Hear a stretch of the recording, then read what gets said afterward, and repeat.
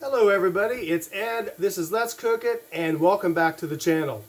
Alright, it's been 3 or 4 days, maybe 3 days since I was able to do a video because I had to work, but today I'm off and I've got some stuff together, so we're going to put this recipe together and I'll tell you what it is. Alright, so I've been looking for different things to make and I found something called Tex Mex Chicken, and I thought it sounded really good. And I was going through the recipe and reading the ingredients, and everything is really good in it, I think. But I've decided to make it my own. All right, so what it involves is chicken breast. And I've already got browning on this George Foreman fusion cooker. I've never seen one of these before. We were out and about today. I saw it. It was $5. I picked it up, and I'm using it. So I'm going to put my camera down here in just a couple seconds and show you, what this thing does. So far, I'm pretty impressed with it.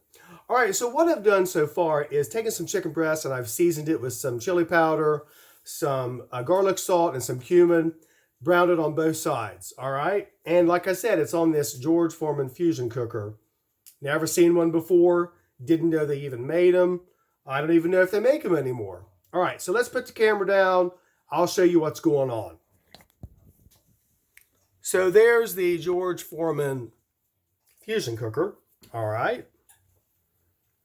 Now, what I did, I browned one side already with the spices. This is going to go into the oven, so we're not going to finish cooking it on here. Okay. So, let's scoot this over here so you can see that this chicken is going to go into a baking dish. So let's talk about this cooker for just a minute. I watched a video on YouTube. The one I saw was from about 4 years ago, so that kind of lets me know that maybe these things weren't very popular or just weren't made that long. And the guy in the video mentioned that he found his at a thrift store as well. So apparently this little metal piece does come out, and from what I'm gathering, the way he talked about it, you can put some like seasonings in there, like some smoke flavor. And I thought I had my notifications turned off, but apparently I don't. That's what that noise is.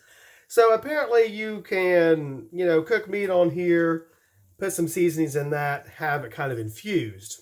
That's where the name comes from, I suppose. All right, enough about the George Foreman cooker. Let me get it out of here. Let me move it out of my way. Get it unplugged. Because I want to put this dish together for you. Just put this over here on the stove. And there is a little drip tray that goes with that, so it catches all the juice. Oh, I did clean it before I used it. Don't worry about that. Okay, so here's the brown chicken breast I have in the pan. It's not cooked all the way through, as you can tell, because it is going to go into the oven. So what this involves is a can of black beans, rinsed and drained, 2 cups of corn, and I'm going to use some dehydrated onion on top of this too, and 2 cans of diced tomatoes with green chilies. It's a pretty basic recipe. So what I'm going to do is just kind of start layering stuff. Add this dehydrated onion. Now yes, fresh onion would have been better, but I didn't really want to go to all that trouble. Maybe I'll use the fresh onion in a dish tomorrow. That I do have planned. Okay, now what you want to do is take the black beans. You're going to layer them in there like that. Get those out of there. The corn. And I know I just made something the other day that had corn in it. That's all right, though, because I don't think you can go wrong with corn. Put all that in there, and I did spray this pan with some cooking spray.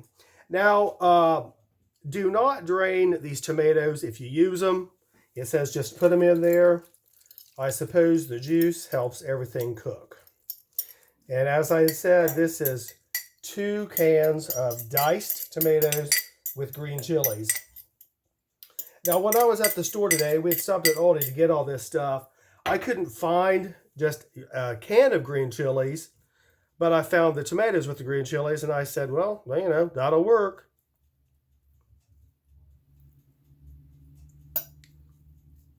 So just to make sure this is gonna be really seasoned, I'm gonna sprinkle a little bit more of this cumin on top.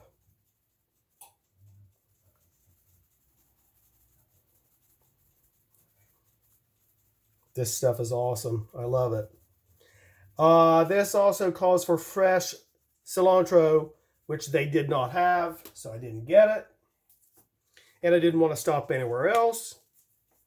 Let's put some more chili powder on here just to spice it up a little bit.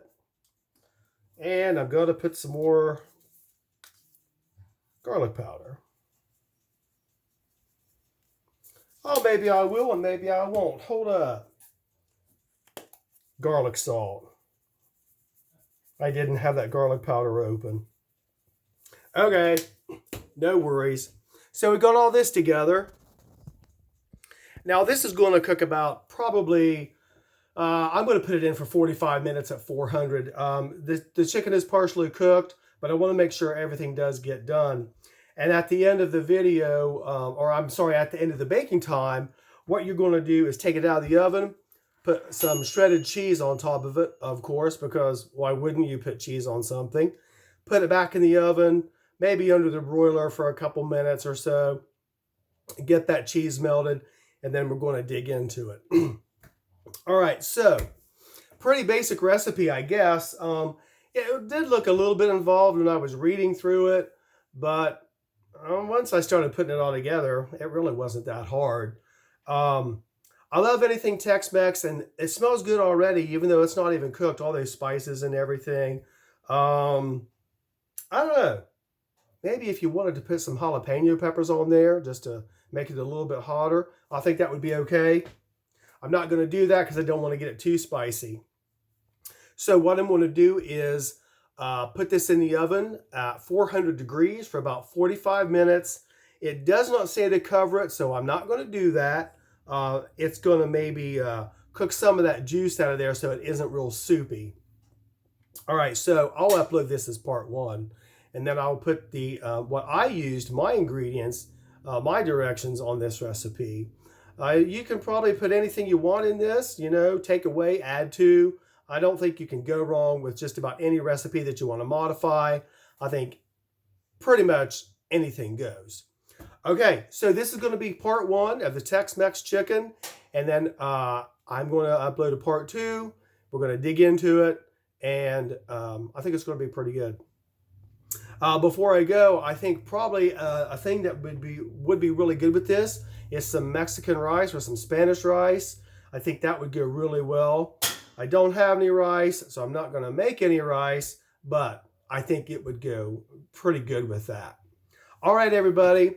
I hope you have had some really good days since I last saw you, and I hope today has been a really good day as well. I know it has been for me and Rich. We got out overnight, stayed overnight in Columbus, you know, just to get away.